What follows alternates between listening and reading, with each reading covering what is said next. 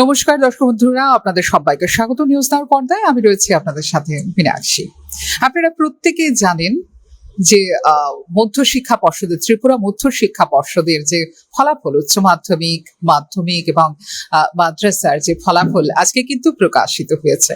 সেই ফলাফলের নিরিখে কিন্তু আমরা এসে পৌঁছে গেছি রামকৃষ্ণ আশ্রম বিদ্যা মন্দিরে, যেখানে আমাদের সঙ্গে এই মুহূর্তে রয়েছেন এই বিদ্যালয়ের যিনি প্রধান শিক্ষক, তিনি রয়েছেন। তার নাম শ্রী অপাংশু দাস। স্যার, আপনাকে স্বাগত নিউজ নাওর পর্দায়। নমস্কার, আমাদেরকে স্বাগত। আজকের যে ফলাফল, সেই বিষয়টা নিয়ে আপনার সাথে কথা। আমরা শুনেছি খুব ভালো রেজাল্ট করেছে স্কুল থেকে, তো গত বছরের তুলনায় এই বছরের ফলাফল কেমন? আমরা রামকৃষ্ণ আশ্রম বিদ্যা মন্দির আগরতলা শহরে আমাদের মাধ্যমিক পর্যন্ত স্কুল রয়েছে। এখানে আমাদের ছাত্রছাত্রীরা প্রতি বছরই এখানে ভালো ফলাফল করি আমরা। 2025 সালে আমাদের ফলাফল হয়েছিল 99%। 1 নম্বরের জন্য আমরা সেখানে 100% করতে পারিনি। আমরা সেদিনই সবাই মিলে আমরা প্রতিজ্ঞাবদ্ধ হয়েছিলাম যে 2026 সালকে সামনে রেখে আমরা 100% ফলাফলের দিকে এগিয়ে যাব। তো আমাদের শিক্ষক শিক্ষিকা, ছাত্রছাত্রীরা, অভিভাবিকারা, আমাদের বিদ্যালয় পরিচালন কমিটির সম্মানিত সদস্যবৃন্দা সহ বিদ্যালয় শিক্ষা দপ্তরের আধিকারিকদের প্রচেষ্টা আমরা এই বছর 100% আমরা পৌঁছতে পেরেছি আমাদের বিদ্যালয়ে। অসংখ্য আপনাদের অভিনন্দন জানাচ্ছি আমাদের তরফ থেকে। আচ্ছা, স্টুডেন্ট কেমন ছিল, মানে পরীক্ষার্থী কতজন ছিল? এবছর আমাদের পরীক্ষা দিয়েছিল 61 জন ছাত্রছাত্রী। আচ্ছা, তার মধ্যে 13 জন ছিল ছাত্রী আর 48 জন ছিল আমাদের ছাত্র। তারা প্রত্যেকেই পাশ করেছে। তাদের আমাদের প্রথম বিভাগেও পাশ করেছে অনেক, সবটা এখনো আমাদের কাছে ফলাফল এসে পৌঁছায়নি। আর অনলাইনে করা হচ্ছে, আমাদের স্যাররা বসেছেন দেখার জন্য। তো আমরা আশা করছি, মানে আমাদের বিগত বছরগুলোতে প্রতি বছরই আমাদের প্রায় 50%-এর উপর আমাদের প্রথম বিভাগে পাশ করতো। এই বছর এই ধারা অব্যাহত থাকবে। কিছুক্ষণ পর আমরা কতটা ফার্স্ট ডিভিশন হয়েছে, কতটা বাকি হয়েছে সেটা বলতে পারছি। আচ্ছা, যতটুকুই আপনার কাছে খবর আছে, মানে মোটামুটি কতজন শীর্ষস্থানে অধিকার করতে পারে আপনি, বা যতটুকু জেনেছেন এই পর্যন্ত? তো এখানে আমাদের 20 জন আমাদের মানে প্রথম বিভাগে, যেটাতে এ গ্রেড দেওয়া হয়। এখন তো বিভাগ দেওয়া হয় না, এ গ্রেড দেওয়া হয়, বি দেওয়া হয়, এরকম দেওয়া হবে। এখানে আমাদের থাকবে। আপনারা কি ধরনের কৌশল নিয়েছেন যার জন্য ছাত্রছাত্রীরা অনুপ্রাণিত হয় এবং রেজাল্ট যাতে খুব ভালো হয়? এখানে আসলে কৌশল কিছু না, আমরা একটা প্রচেষ্টা করেছি যেন ভালো হয় আমাদের ছাত্রছাত্রীদের রেজাল্ট। আমাদের শিক্ষা দপ্তরের কতগুলো নির্দেশনা থাকে, সেইগুলোকে আমরা প্রথমেই মান্যতা দেওয়ার চেষ্টা করি এবং আমরা আমাদের ছাত্রছাত্রীদেরকে একটা বাছাই পর্ব করি। ক্লাস 9 থেকেই আমরা তার মাধ্যমিকের ভালো রেজাল্ট করার জন্য আমরা একটা প্রচেষ্টা করি। ছাত্রছাত্রীদেরকে ভাগ করে নিই, 2-3টা ভাগে আমরা ভাগ করে নিই। তারপর অপেক্ষাকৃত দুর্বল ছাত্রছাত্রী যেগুলো থাকে যারা, তাদেরকে নিয়ে আমরা এক্সট্রা কোচিং ক্লাসের ব্যবস্থা করি এবং আমাদের যারা শিক্ষক শিক্ষিকারা আছেন তাদেরকে আমরা কয়েকজন ভাগ করে করে দায়িত্ব দেওয়া হয়। যে আপনি এই 5 জন স্টুডেন্টের দায়িত্ব নিন, আপনি 4 জনের দায়িত্ব নিন, ওভারঅল আমরা তো আছি দায়িত্বে। তো সেখান থেকে আমরা ওই বাচ্চাদেরকে অনবরত অভিভাবকদের সাথে যোগাযোগ আমরা রাখি। যদি কখনো বাচ্চারা স্কুলে কয়েকদিন না আসে, তাহলে আমরা সেই বাচ্চা কেন আসছে না, তার কি সমস্যা, সেটা খোঁজ নেওয়ার জন্য আমরা চেষ্টা করি সব সময়। এবং অভিভাবকদের, কখনো আমাদের টিচাররা অভিভাবকদের বাড়িতে পৌঁছে যায়, কিরকম পরীক্ষার আগের প্রিপারেশন বা কি হচ্ছে, আবার কখনো আমরা ফোন করে নিচ্ছি। এবং প্রতিটা প্রি বোর্ড এক্সামিনেশন এবং আমাদের স্কুলের যে পরীক্ষা হয়, সেই পরীক্ষার উত্তরপত্রগুলোকে আমরা মূল্যায়ন করে তাদেরকে ডেকে আনি এবং অভিভাবক সভা আমরা প্রায়শই করি, মত বিনিময় করি। অভিভাবকদের দিক থেকে ছাত্রছাত্রীদের কি সমস্যা, সেই বিষয়গুলো আমরা দেখি। আজকাল একটা অংশ মোবাইলের প্রতি আসক্ত, আপনারা জানেন সবাই। তো আমরা স্কুলে স্ট্রিক্টলি মোবাইলটা অ্যালাউ করি না কোনো ছাত্রছাত্রীদের কাছ থেকে। এটা আমরা খুব শক্তভাবেই নিয়ে পদক্ষেপ নিয়েছি, এটা আমরা করি না। তারপরও আমরা বাচ্চাদেরকে অ্যাওয়ারনেস করাই মোবাইলের উপকারিতা সম্পর্কে, অপকারিতা সম্পর্কে, পড়ার টাইম ডিউরেশন কতটুকু হওয়া উচিত, এই বিষয়গুলোকে নিয়ে আমাদের যে শিক্ষকরা যারা বিজ্ঞান পড়াচ্ছেন ওনাদের একটু বেশি দায়িত্ব থাকে, বাকি যারা অঙ্ক পড়াচ্ছেন বা ল্যাঙ্গুয়েজ গ্রুপ করাচ্ছেন ওনারাও দায়িত্ব নেন। এবং বরাবর আমাদের টিচাররা কোথাও সমস্যা হলে আমার সাথে যোগাযোগ করে এসে বলছে, স্যার এই বাচ্চাটার ওই জায়গাতে সমস্যা আছে, তখন আমরা সঙ্গে সঙ্গে ওই বাচ্চাকে বলি, গার্ডিয়ানকে ডাকাই, সেইভাবেই আমরা আমাদের কাজটুকু করি আর কি। তাতে করে এই বছর আমাদের এই সাফল্য এসছে। আমরা নিশ্চয়ই আমরা গর্বিত, স্কুলের আমাদের সব শিক্ষক শিক্ষিকারা, প্রাক্তনীরা যারা আছে তারাও আমাকে বারবার আজকে ফোন করছে আমাদের এই সাফল্যের জন্য। এটা একটা দীর্ঘদিনের প্রতীক্ষা ছিল। আমাদের এখানে আমরা আরো ভালো ফল করতে পারতাম। আমাদের এখানে কিছুটা সমস্যা হচ্ছে মাধ্যমিক পর্যন্ত, আমাদের এখানে উচ্চ মাধ্যমিক করার মতো আমাদের জায়গার অভাব, যার জন্য এখানে আমাদের এমনিতেই আমাদের 3 তলা হয়ে গেছে বিদ্যালয়। তো সেই জায়গায় অনেক ছাত্রছাত্রী, ভালো ছাত্রছাত্রীরা আগে থেকেই মাধ্যমিকের পরে অন্য স্কুলে যেতে হবে এই টেন্ডেন্সিটা নিয়ে অন্য স্কুলে চলে যায়। তো সেই জায়গায় বাকি যারা থাকে তাদেরকে নিয়েই আমাদের পথ চলা।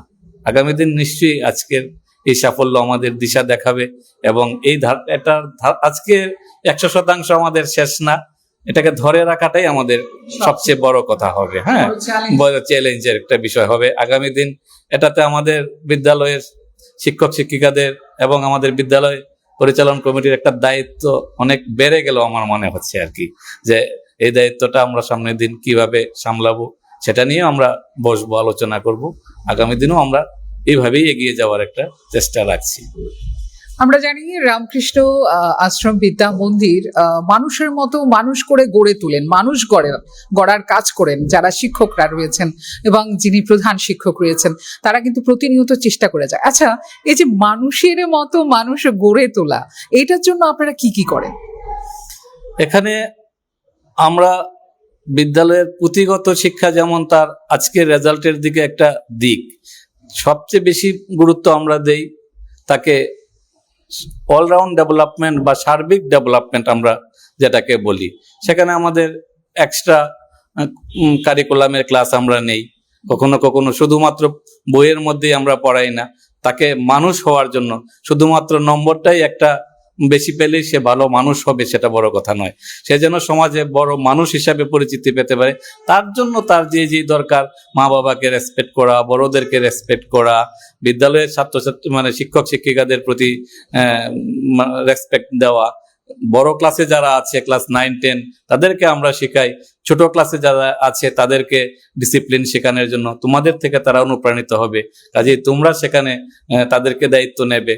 ছোটদেরকে আমরা শিখাই, বড়দেরকে রেসপেক্ট করবে, এইভাবে আমরা তাদেরকে যাই। এবং এখন পর্যন্ত আমাদের যা খবর আছে, আমাদের স্কুল থেকে যারা ইতিমধ্যেই পাস করেছে বিভিন্ন জায়গায় প্রতিষ্ঠিত হয়েছে আমাদের স্কুলের ছাত্রছাত্রীরা, বহু জায়গায় ভারতবর্ষে যেমন আছে ভারতবর্ষের বাইরেও আছে।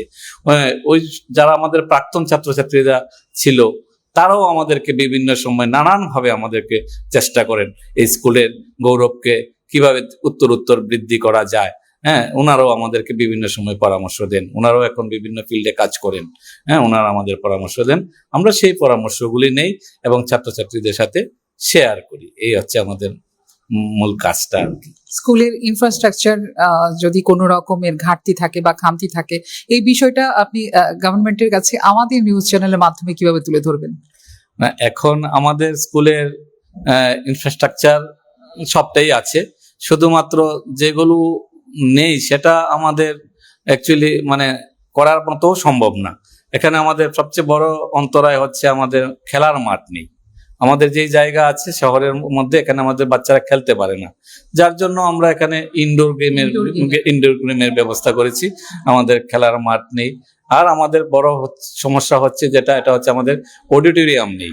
আমরা যখন কোনো একটু বড় কালচারাল প্রোগ্রাম করতে গেলে আমাদেরকে ওই রবীন্দ্র ভবন ভাড়া নিয়ে আমাদেরকে কাজ করতে হয়। তো সেই জায়গায় আমাদের ম্যানেজিং কমিটি প্রচেষ্টা করছেন যে আমাদের ছাদের উপরে সেখানে কি করে একটা অডিটোরিয়াম করা যায় এই বিষয় নিয়ে অলরেডি আমাদের প্ল্যান হয়েছে, এস্টিমেটও করা আছে। এটা সরকারের কাছে এর মধ্যে কথাবার্তাও হয়েছে, জমা দেওয়া হবে। আশা করছি এই অর্থ বছরের মধ্যে ওই অডিটোরিয়ামের ব্যাপারটা আমরা ছাদের উপরে করতে পারবো। তখন আমরা সাংস্কৃতিক কর্মকাণ্ডগুলো একটু ভালো করে করতে পারবো, বাচ্চারা ইনডোর গেমটাও ওইখানে খেলতে পারবে। মূলত এটা। আর শিক্ষক স্বল্পতা তো আছেই, তারপরেও আমাদের শিক্ষক যারা আছে তারা অক্লান্ত পরিশ্রম করছে আমাদের, এদের মানে বলে মানে শেষ করা যাবে না। ওনারা আমাদের যথেষ্ট কাজ করছেন, আমাদের শিক্ষক শিক্ষিকারা দায়িত্ব নিয়ে কাজ করছেন। শিক্ষক আমরা জানি সমাজের মেরুদণ্ড, তারা মানুষ গড়েন, এবং তারা মানুষ গড়েন বলেই কিন্তু আমাদের এই পৃথিবীটাও কিন্তু সেই সঠিক পথে এগোচ্ছে। কারণ প্রজন্মকে তৈরি করে দেওয়া হচ্ছে, আর দেশের ভবিষ্যতেই হলো যুব সমাজ, আর সেই যুবাদের তৈরি করা হচ্ছে সেই টিচারদের হাত ধরেই। কিন্তু আপনার কোনো বার্তা থাকবে আগামী প্রজন্মের জন্য বা অভিভাবকদের জন্য যারা আমাদের টিভি স্ক্রিনের সামনে রয়েছে? বার্তা তো নিশ্চয়ই থাকবে। যে প্রথমত আপনি আমাকে মাঝখানে যে কোশ্চেনটা করেছিলেন, মানুষের মতো মানুষ করে তুলতে হবে। আমাদের শিক্ষাই যেন শুধুমাত্র আমরা একটা কাজ পাবো তার উদ্দেশ্য নিয়ে যেন আমাদের শিক্ষাটা না হয়। আমাদের যেন শিক্ষা হয় সমাজকে শিক্ষিত করে তোলার জন্য। আমাদের ছাত্রছাত্রীরা যেখানে বেরিয়ে যাবে সেখানে গিয়ে যেন তারা একটা নিজেদেরকে প্রতিষ্ঠিত করতে পারে, সমাজটাকেও সুন্দর করে পরিচালনা করতে পারে। সেই দিকটাই আজকে বর্তমান সময়ে যুব সমাজের একটা বড় অংশ মানে নেশায় যুক্ত হয়ে যাচ্ছে। সেই জায়গাটাকে আমাদের চ্যালেঞ্জ হিসেবে নিতে হয়। আমরা প্রতিনিয়ত মানে এই অ্যাওয়ারনেস করছি আমাদের ছাত্রছাত্রীদেরকে কিভাবে এর থেকে বিরত রাখা যায়, এদের সম্পর্কে কিভাবে আগামী দিন একটা নেশামুক্ত সমাজ গড়ে তুলে সেখানে প্রত্যেককে প্রতিষ্ঠিত করা যায়। এবং এখানে শিক্ষার যে প্রসার সেটা কয়েকটা বিষয় এখানে থাকে, ছাত্র, শিক্ষক, অভিভাবক, পাশাপাশি সরকারের দপ্তরের প্রচেষ্টা। এই চারটা যদি একসাথে মিলে তাহলে সেখানে ভালো না হতে পারার কোনো সুযোগ নেই। সমানভাবে পাশাপাশি তারপরেও সবচেয়ে বড় ভূমিকা হচ্ছে এই সময়ের মধ্যে আপনারা যারা সংবাদ মাধ্যমের রয়েছেন, আপনারা সমাজের দর্পণ। আপনারা যেভাবে আজকে আমাদের স্কুলের সাফল্যটা তুলে ধরার জন্য এখানে এসছেন, এটা আমাদেরকে যেমন অনুপ্রাণিত করবে, আগামী দিন বাকি আমাদের আশেপাশের আরো 5টা স্কুলকে অনুপ্রাণিত করবে যে না, একরকম করলে তো আমাদের স্কুলেরও নাম হবে। তো সুতরাং আমাদের এই আপনাদের ভূমিকাটাকে কোনো অবস্থাতেই খাটো করে দেখার বিষয় নেই। কারণ বর্তমান সময় আমরা জানি সোশ্যাল মিডিয়ার যুগ। সেই জায়গায় আপনারা সমাজের বিভিন্ন দিকগুলো তুলে আপনারাই মূলত আমাদেরকে অনুপ্রাণিত করছেন। যখন কোথাও আমাদের মানে কোনো ত্রুটির জন্য খবর প্রকাশিত হয় তখন আমরা যেমন মানে দুঃখিত হই বা আমরা লজ্জিত হই, ঠিক তেমনি যখন আমাদের সাফল্যের জন্য আপনারা মানে এটা প্রকাশ করছেন, সেই সাফল্যটাকে নিয়েও তো আমরা গর্ববোধ করি এবং এটা থেকেই তো অনুপ্রাণিত হয়। তো এই জায়গাটার জন্য আপনারাও আমাদের পাশে রয়েছেন, শুধুমাত্র আমরাই শেষ কথা নই।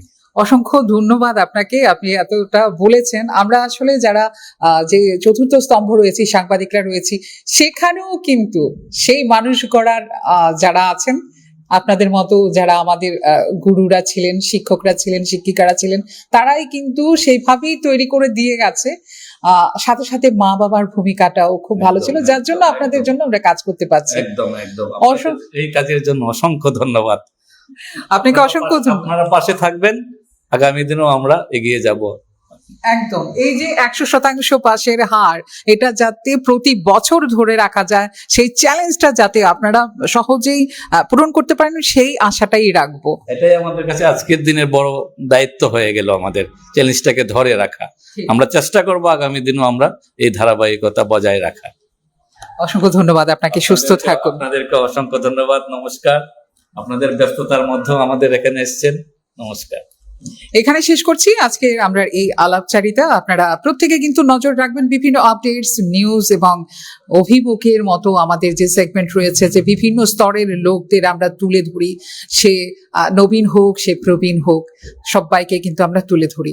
সবাই ভালো থাকবেন, সুস্থ থাকবেন এবং আমাদের চ্যানেলে অবশ্যই চোখ রাখবেন।